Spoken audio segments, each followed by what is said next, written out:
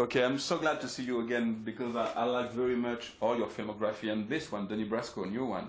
Very, very good movie. What was your first reaction when you received the script, in fact, for the first time? You accept immediately to play this character?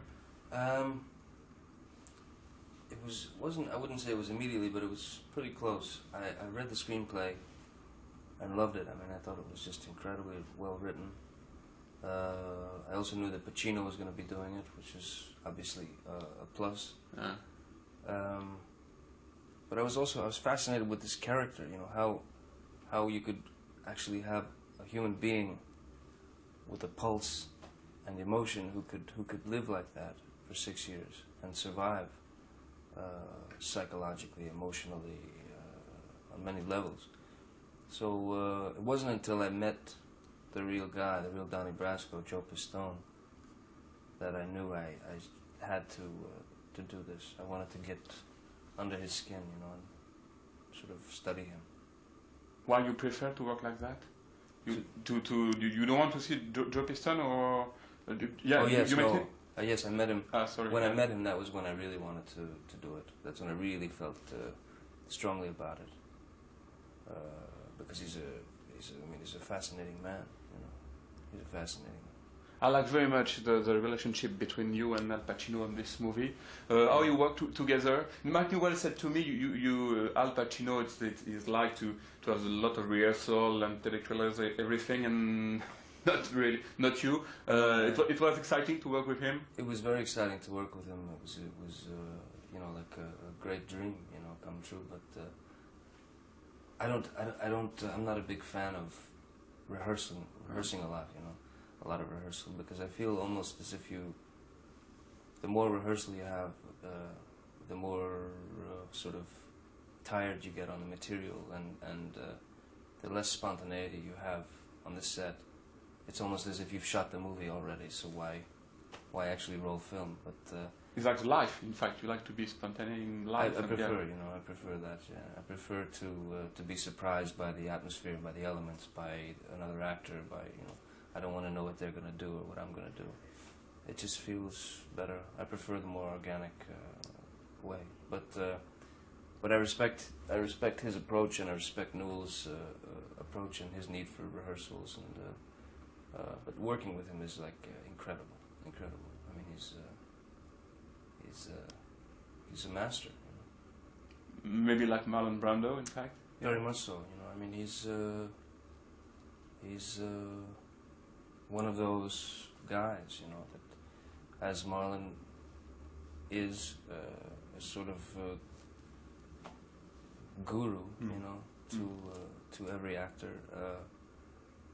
Al is one of those guys, you know. I mean, he's a master craftsman. So for me to be able to go to work with him every day and spar with him, you know, like a couple of boxers, was terrific, you know. For me, Donnie Brasco is not a gangster movie, it's more.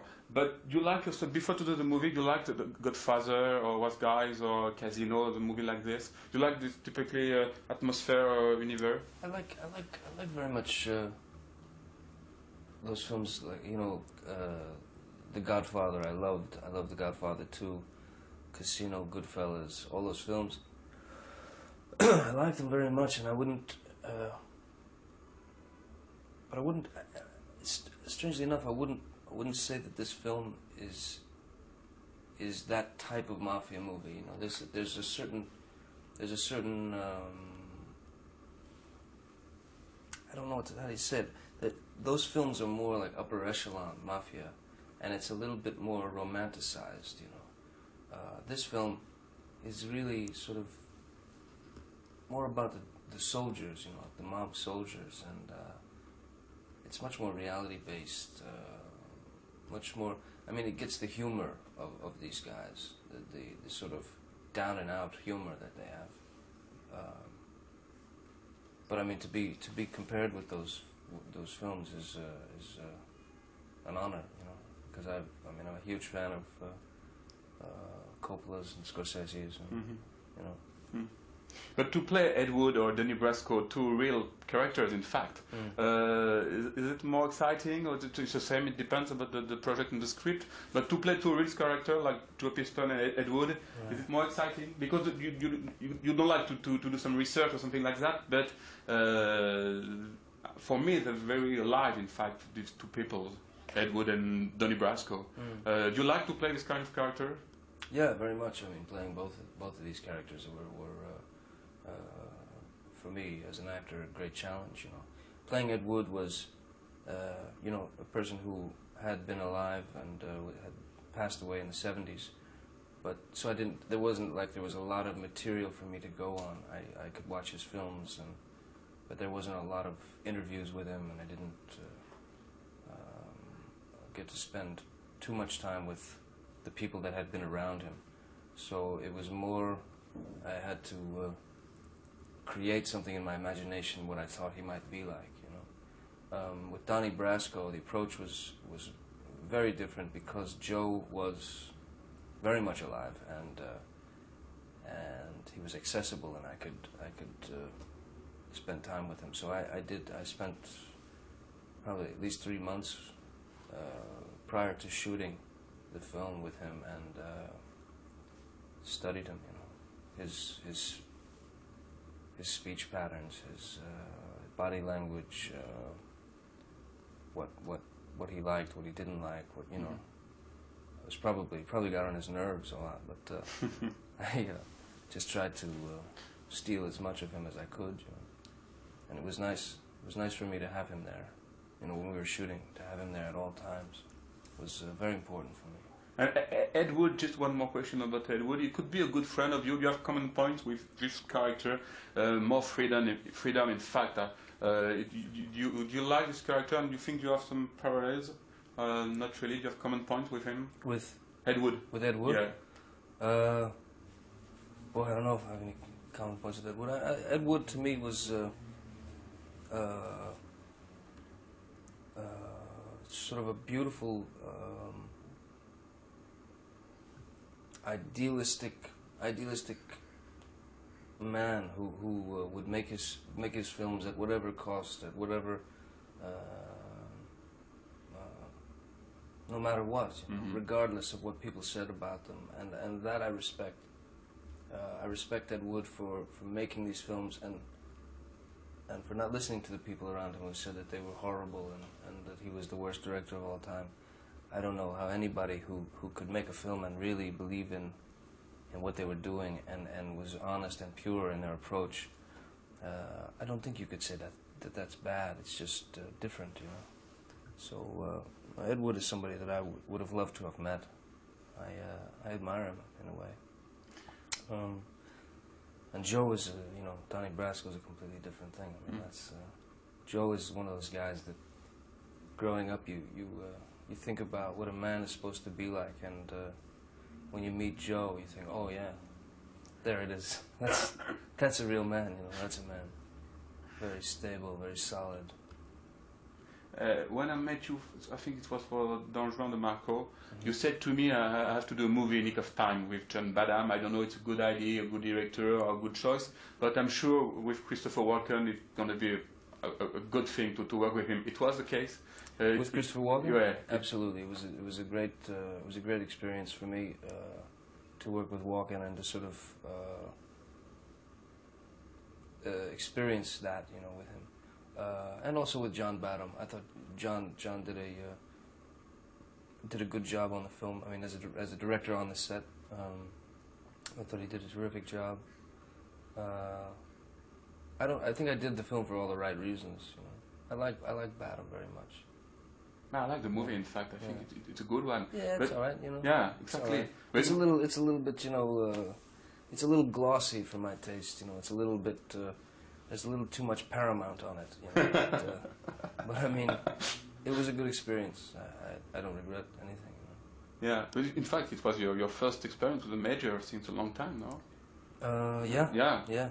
Yeah. It was my first experience with a big studio for many years, and. Well, okay. Yeah, they're all right. You know, it's just, you know, they spit them out. You know. Right. boom, get next one, boom, next, you know, it's assembly line. You finished your first movie as a director, feature movie at Brave with Marlon Brando. It was very exciting for you to direct this movie. It was a deep wish. It was a good experience. It was a good experience. It was an exhausting experience. It still is an exhausting experience. I don't know if it's the right word to say that it was a deep wish of mine, because I don't exactly know why I wanted to direct the film. It's not like I ever wanted to be a director, not by any means. I think it was more of some strange obsession, you know. It was like this weird thing that was in my head, and I knew I had to get it on paper and get it out, you know. So it was a great experience, though. I wouldn't trade it for anything. But my approach to this film was not like a director, because I'm not a director, and my approach was much more sort of naive, you know. It was much more like approaching a piece of paper that I was going to draw on, you know. And no matter what I drew, I knew it would be my picture. It would be the image that I put there, whether it's good or bad, you know. It was honest, and it was organic, so that's all I tried to do. But technically it was difficult with the cameraman, with it was because you have a certain idea of your movie. It was difficult to shoot this movie with different technique or something like that. No, technically it was not so difficult, because I had a cinematographer and a production designer that if I didn't have them, I wouldn't have shot the movie. I wouldn't have done it without them. I had Vilko Filac shooting the film, and I had Miljan Kreka-Kjakovic doing the production design. So to have those guys alongside me was a great blessing. What was very, very difficult for me was to be in front of the camera and then also be behind the camera, and to have written the screenplay. It was just too much work, much too much work. I met him in Costa Rica just a few days ago. It was for the studio anniversary, and I met him. Yes. And he said to me, "I'm so exciting to see the first Johnny Depp movie." You like him in Costa Rica? You think maybe it's like you say Marlon Brando is like a guru, a mentor. Same thing for America, Costa Rica. Do you think it's also maybe it's kind of mentor, guru for you? Absolutely. Costa Rica for me is I mean, I put him on the same level of creative genius as Marlon Brando. I mean, Costa Rica is a one thing. He's a very specific man, and a very unique man with his own amazing vision. And Marlon is the same. I definitely, Emir is a huge mentor for me, and I mean, incredible. You guys all right? He's like Emir's a genius, you know. So this, in fact, the Brave, in a weird way, is sort of like a salute, you know, to him. You know, Mage tribute, sort of homage to Costa Rica. Yeah. In fact, I did a couple of shots in there where I did it for him, you know. Okay. Yeah. Thank you very much. Thank you. Yeah. T'as un problème? Non. Ah ok. Ah pardon. Ok. Thank you very much.